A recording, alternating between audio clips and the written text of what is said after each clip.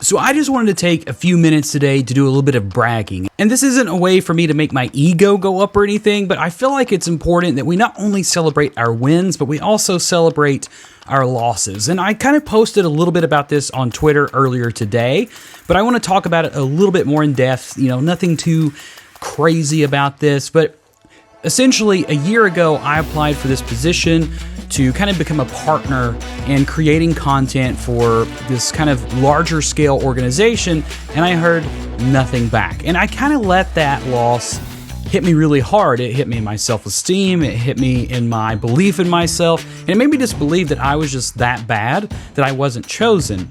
But what happened was there was 200 to 300 applicants for this particular position where they only hired so many people to do it, and maybe mine was missed, maybe I don't know, maybe I just wasn't as good as everybody else. I don't know the reason.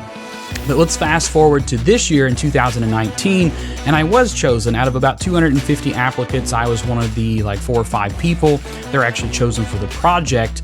And over the course of this weekend, I got to be a part of something phenomenal. Now, I was basically filming at an event that I have filmed at for many years, on and off for different organizations and stuff.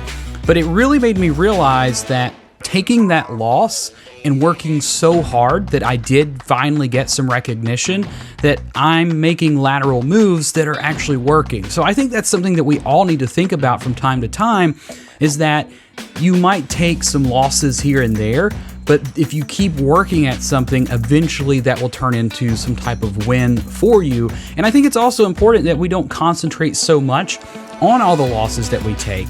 We learn from them and we grow from that, but we concentrate more so on all the wins, because that is, something we don't give ourselves credit for quite enough. And yesterday, all the hard work that I've been putting in over the years, it made me realize I get to do some really cool stuff. Like yesterday, I got to tour a brand new music recording studio that not a lot of people are going to get to do. I got to learn the in-depth stuff about that. I got to meet a lot of business owners. I made a lot of cool contacts. And in the moment of doing all this stuff, it made me realize I get to do some really cool things that a lot of people may never experience in their entire lives. And I get to do that all from a small little town that I live in and just enjoy the experience for what it is. One of my favorite bands that I love to watch live and even listen to for nearly the past 20 years is Third Eye Blind. And every single show that I've saw them, they've made the same kind of little speech, but it means so much. And when people start whipping out their phones and recording the set and taking pictures and Instagram stories or whatever, he always comes out and says, no matter how hard you try, you're never going to capture this moment as you are experiencing it. And what he means by that is you're in that moment right there, and nothing you can do to capture it is going to let you relive that moment exactly the same. Sure, you'll have some memories and you might remember a few things about that given time, but to sit there with your phone down, your cameras away, whatever, and just live in the moment right here, right now, that's always going to be a win.